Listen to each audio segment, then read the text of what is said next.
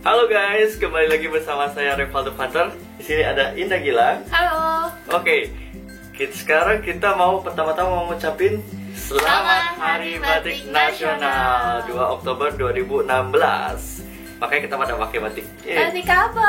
Asik. Aduh. Oke, tema kali ini tentang beasiswa yang sesuai dengan pernah saya lempar di Facebook dan Instagram. Maaf banget baru bisa upload sekarang karena kita baru pindah ke Newcastle. Karena kita waktu itu sibuk pindahan dari Depok juga. Jadi pindah ke Depok, terus ke Cirebon, terus Newcastle, terus rumahnya ada atap runtuh. Jadi kita baru bisa kerjanya sekarang. Iya, pokoknya sekarang kita sudah mulai settle, rumah di Newcastle-nya sudah mulai beres. Jadi sekarang kita bisa bikin video lagi. Oke. Sip. Jadi kemarin adalah tentang beasiswa. Nah, kemarin sudah minta teman-teman buat bertanya di Instagram sama Facebook nih. Kita langsung bacain aja ya pertanyaan pertama. Oke. Pertanyaan pertama dari Ocha Fatima di Facebook. Kak, apakah pengalaman volunteer yang nggak ada bukti sertifikatnya bisa dimasukkan ke dalam CV? Bisa nggak Anda? Itu doang. Ya, Kita masih juga ada. Karena dengar kalau pengalaman organisasi volunteer dan lain-lain mempengaruhi lolos beasiswa. Apalagi kegiatan yang diikutin adalah kegiatan yang berkaitan dengan jurusan yang kita ambil. Itu bener nggak sih Kak? Gitu. Jadi sebenarnya kalau pendapat saya pribadi, pengalaman volunteer atau kegiatan di luar kampus itu bisa kita masukkan ke dalam CV. Even kita nggak ada sertifikat. Jadi yang kita masukkan adalah experience yang kita kerjakan di volunteer itu, di kegiatan volunteer itu sendiri. Jadi bahkan sebenarnya kalau orang beasiswa nggak terlalu peduli tentang sertifikat ya, tapi lebih ke bener nggak sih kamu melakukan kegiatan volunteer kayak gitu. Iya, sebenarnya bukan benar atau tidaknya juga impactnya bagaimana gitu. Apa bagaimana sih pengalaman itu mengubah kita, mengubah orang lain, dan ukurannya seperti apa. Jadi nggak akan lama diwawancara ngecekin sertifikat satu-satu karena pendaftar mereka juga banyak. Dan yang Indah recognize itu pengalaman bukan untuk beasiswa dari Indonesia banget, misalnya di institusi, di lembaga pemerintah, memang itu mereka cukup detail untuk ngasih sertifikatnya, harus diupload lah segala macam, harus disertakan. Tapi kalau untuk beasiswa dari luar negeri, they don't care. Betul banget. Jadi banyak banget kayak kegiatan volunteer di sini nggak ada bahkan sertifikat sertifikat juga nggak ada. Nggak ada sertifikat sama sekali sepengetahuan saya. Pernah itu juga pernah ikutan kegiatan volunteer di US, di Singapura kayak gitu, tapi nggak ada sertifikat kayak gitu. Lucu aja harus sertifikatin terus karena itu volunteer gitu. Mereka mau volunteer sama sertifikat, ya beda culture sendiri ya. Tenang aja. Tapi jangan make up story juga. Jadi ya, jangan dibuat-buat. Jangan membohong. Membohong intinya. Oke, pertanyaan selanjutnya adalah dari Instagram dari Desi Ratnasari. Oke, karena Kak Aldo lolos beasiswa LPDP dan Kak Indah juga, sharing dong Kak, gimana sih caranya bisa lolos beasiswa LPDP sementara tidak ada prestasi yang menonjol dalam hal akademik dan non-akademik. Makasih Kak. Oke, jadi LPDP bukan tentang prestasi, bukan tentang hanya tentang prestasi. Tentang prestasi juga bukan tentang itu doang. Itu juga tapi bukan doang. Bukan satu-satunya. Jadi tentang leadership, tentang rencana riset kita, terusnya rencana karir dan profesional kita, bagaimana kita rencana kontribusinya Indonesia in many fields gitu di bidang apapun. Nah juga nggak hanya tentang apa sih yang udah kita lakukan sebelumnya gitu, meskipun itu juga membuktikan bagaimana how we are qualified to do this, to be invested by Indonesia, to get investment. Karena kita ngelihatnya beasiswa itu investasi sebuah institusi, negara apapun untuk kita, bahwa oh kita ngasih investasi ke orang ini, dia bisa menghasilkan impact yang besar bagi masyarakat. Dan kalau sepemahaman saya pribadi, beasiswa LPDP itu lebih ke long term investment. Jadi yang dia investasi ke orangnya sekarang diharapkan nggak bisa langsung memberikan impact gitu, tapi bukan diharapkan apa ya namanya? Tidak ekspektasi. Tidak diekspektasi bisa memberi impact secara langsung. Habis lulus nih langsung berupa perubahan yang sangat besar gitu. Atau kita harus bikin project sesuatu gitu yang for the sake of showing off that we contribute to our nation. Betul.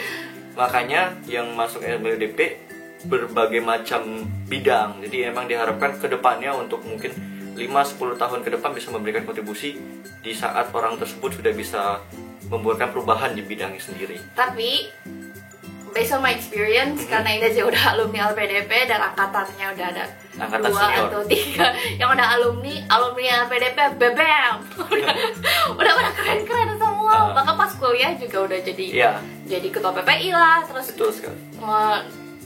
menerbitin jurnal, menerbitin buku, jadi pembicara sini saat itu dapat penghargaan. Jadi ya baik lagi ke masing-masing ya, ke bidang masing-masing. Jadi Betul, nggak Mas. bisa dibandingin bahwa Aldo habis lulus MBA LPDP terus omsetnya 10 miliar, amin. Tapi bahkan kalau kita teorinya ya, kalau kita akhirnya jadi pemimpin agama gitu, atau kita pemimpin keluarga, tapi kita memberikan perubahan ke generasi berikutnya, anak kita jadi lebih pintar, lebih punya karakter. Iya, kita jadi sebenarnya gini. Perubahannya sistemik gitu loh.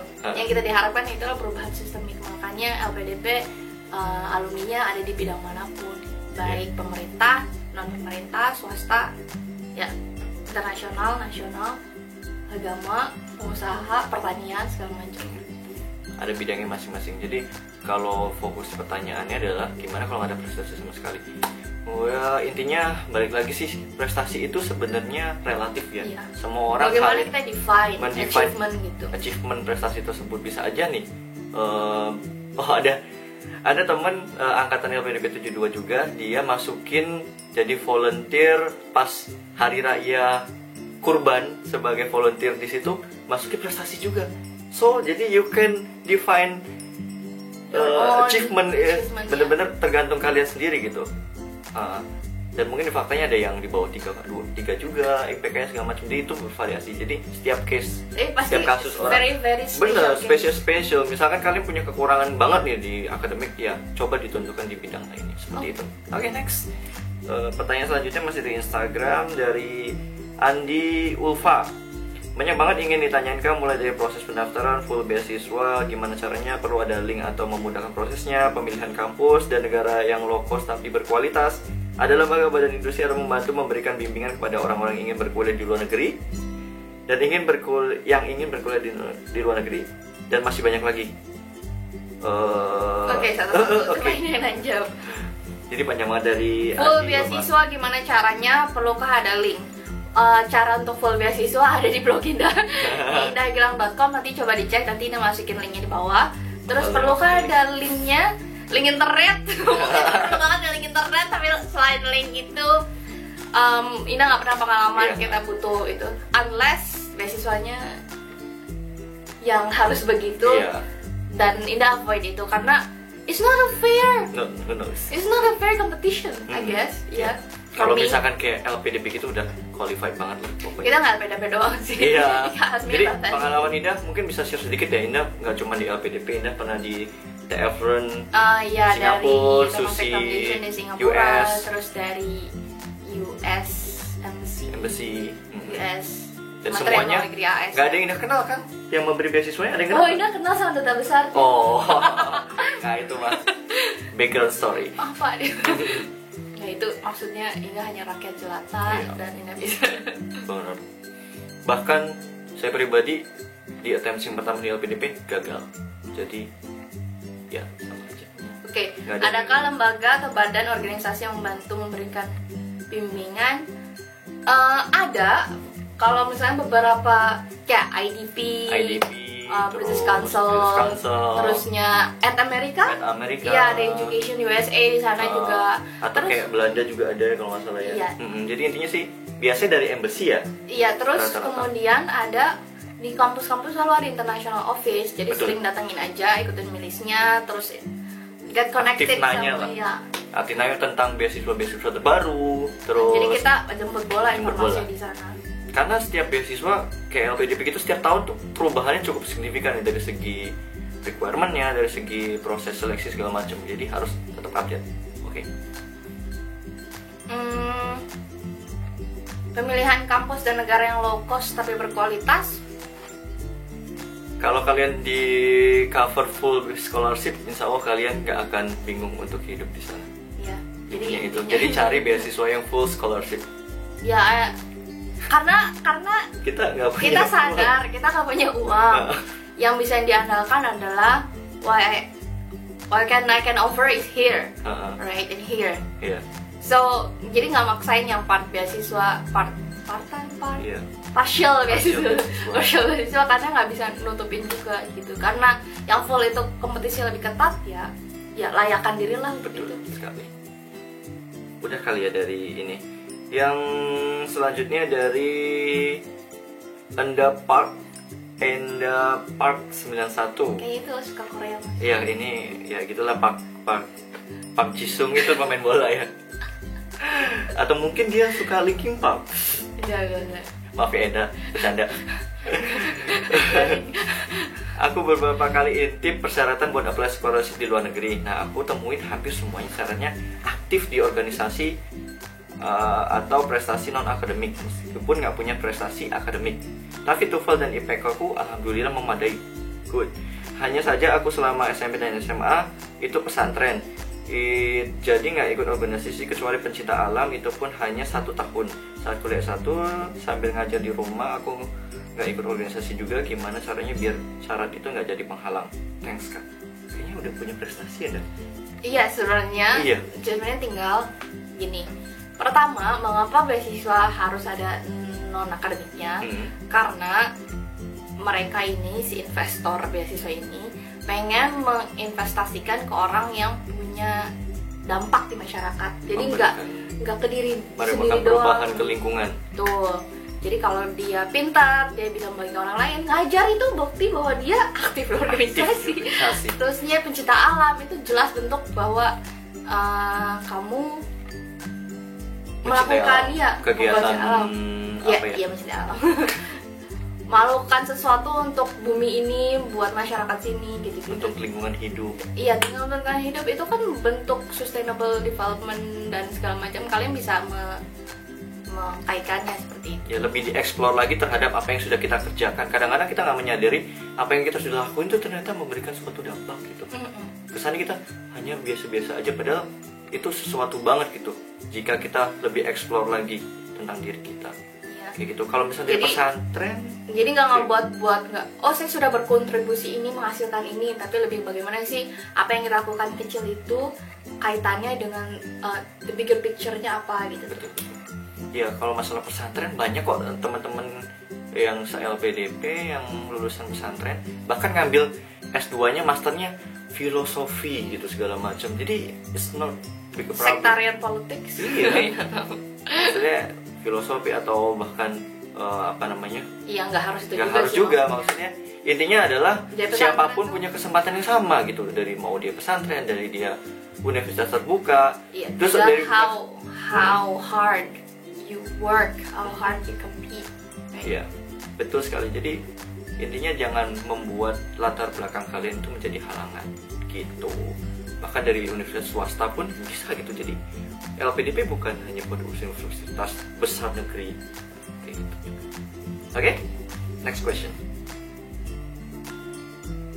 Pertanyaan selanjutnya adalah dari Andika Bagol Akbar. Oke, Bang Bagol. Kenapa? Iya, ini anak Derby Runners.